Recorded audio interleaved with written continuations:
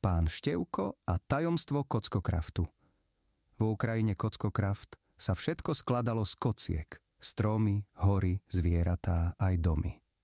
Svet bol plný farieb a možností pre tých, ktorí mali odvahu ho preskúmať. Medzi obyvateľmi tejto krajiny žil pán Števko, zvedavý a dobrodružný muž s klobúkom na hlave a krompáčom v ruke. Števko sa jedného dňa rozhodol, že preskúma neznáme časti kockokraftu.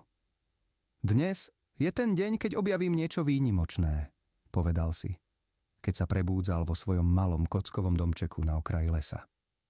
Vzal si so sebou základné náradie, krompáč, lopatu, mapu a trochu jedla.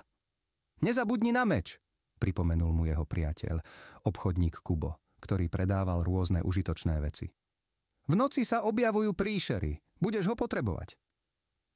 Ďakujem, Kubo. Máš pravdu, usmial sa Števko a pridal si meč do svojho batohu.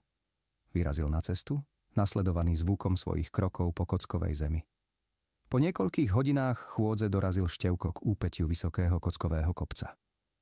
Tu by mohla byť dobrá príležitosť nájsť nejaké minerály, pomyslel si. Začal kopať do steny kopca. Kocky sa postupne uvoľňovali a odhaľovali tmavú jaskyňu. Vo vnútri našiel uhlie, železo a dokonca aj niekoľko kúskov zlata.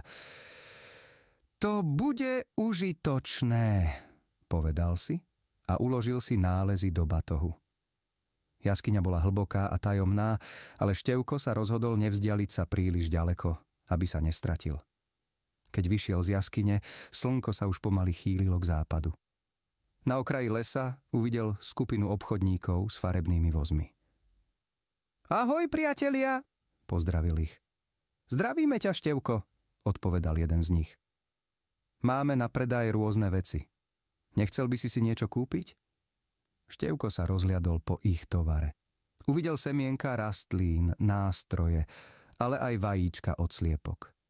Tie vajíčka by sa mi hodili. Koľko za ne chcete? Za 3 vajíčka len 1 zlatú kocku, povedal obchodník. Dohodnuté, usmial sa Števko a podal mu kocku zlata, ktorú práve našiel v jaskyni. Vajíčka si starostlivo uložil do batohu. Cestou späť sa rozhodol, že by bolo dobré mať pri svojom domčeku vodu. Ak by som vykopal jazierko a naplnil ho vodou, mohlo by to byť užitočné, uvažoval. Prišiel k svojmu domčeku a začal kopať. Kocky zeminy odkladal bokom a postupne vytvoril hlbokú jamu. Potom sa vybral k nedalekému potoku a s pomocou vedier naplnil jazierko vodou. Teraz tu budem mať vlastné jazierko, zvolal spokojne.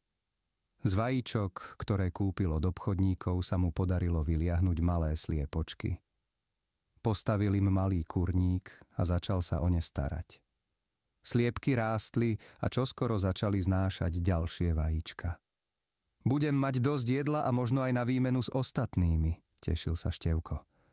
Slnko zapadlo a nad kockokraftom sa rozprestrel temný plášť noci. Števko vedel, že v noci sa objavujú nebezpečné stvorenia. Zamkol dvere svojho domčeka a pripravil si meč pre prípad, že by ho niečo prekvapilo. Z diaľky počul zvláštne zvuky. Kostriaci s klapajúcimi kostiami a zombíci s hlbokým stonaním sa pohybovali po okolí. Musím byť opatrný, povedal si potichu. Zrazu sa na oblohe objavil záblesk fialového svetla. Na vrchole nedalekého kopca sa objavila silueta vysokého stvorenia s fialovými očami. To je veľký čierny s fialovými očami, uvedomil si Števko. Legenda hovorila o vzácnej a tajomnej bytosti, ktorá sa objavuje len výnimočne. Musím byť veľmi tichý a nerušiť ho, pomyslel si. Veľký čierny bol známy tým, že ak ho niekto vyprovokuje, môže byť nebezpečný. Nasledujúce ráno sa Števko rozhodol, že preskúma les podľa starej mapy, ktorú našiel v jaskyni. Mapa ukazovala miesto s označením Poklad starých kockovníkov. To by mohlo byť zaujímavé dobrodružstvo, usmial sa a vyrazil. Les bol hustý a plný vysokých kockových stromov. Cestičky sa krížili a Števko sa snažil sledovať mapu. Po niekoľkých hodinách však zistil, že sa stratil. Toto nevyzerá dobre, priznal si. Okolo neho sa začalo stmievať a les sa zdal byť ešte tajomnejší. Zvuky prírody sa miešali so vzdialeným stonaním zombíkov a klapkaním kostí kostriakov. Musím si postaviť úkryt, rozhodol sa. Rýchlo nazbieral drevené kocky a postavil si malý prístrešok. Zapálil oheň, aby odohnal nebezpečné tvory. Sedel pri ohni a premýšľal, ako sa dostane späť. Zrazu počul tichý zvuk. Z tieňa sa vynorila malá bytosť s veľkými očami. Bol to malý Endík, malý príbuzný veľkého čierneho s fialovými očami. Neboj sa, neublížim ti, povedal tichým hlasom. Števko bol prekvapený. Kto si? Som Endík, vidím, že si sa stratil. Môžem ti pomôcť nájsť cestu späť. To by bolo úžasné. Ďakujem ti, potešil sa Števko. Endík mu vysvetlil, že les má svoje tajomstvá a že mapa, ktorú má, je stará a nepresná. Poklad, ktorý hľadáš, je blízko, ale musíš vedieť, kde hľadať. Spoločne sa vydali hlbšie do lesa. Endík poznal skryté cestičky a vyhýbal sa nebezpečenstvám.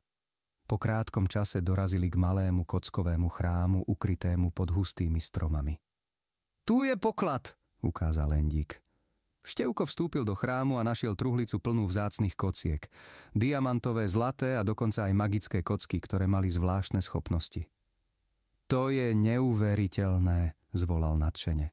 Ako sa ti môžem odvďačiť?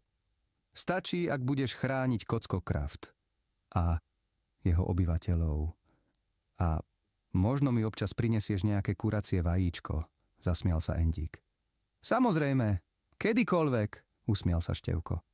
S Endíkovou pomocou sa Števko bezpečne vrátil k svojmu domčeku. Cestou si rozprávali príbehy o Kockokrafte a jeho tajomstvách. Keď dorazili, slnko už začínalo vychádzať. Ďakujem ti za všetko, Endík. Si skutočný priateľ, povedal Števko. Aj ty, Števko, dávaj na seba pozor a nezabudni na naše dohody. Mrkol na neho Endík a zmizol v tieňoch lesa. Števko sa cítil šťastný a naplnený. Mal nové priateľstvo, vzácny poklad a veľa nových zážitkov. Rozhodol sa, že bude pokračovať v objavovaní Kockokraftu a pomáhať jeho obyvateľom. V ten deň začal stavať väčší dom, využívajúc vzácne kocky, ktoré našiel. Jeho sliepky sa množia a jazierko prilákalo aj iné zvieratá. Vedel, že pred ním je ešte mnoho dobrodružstiev. Pokračovanie na budúce.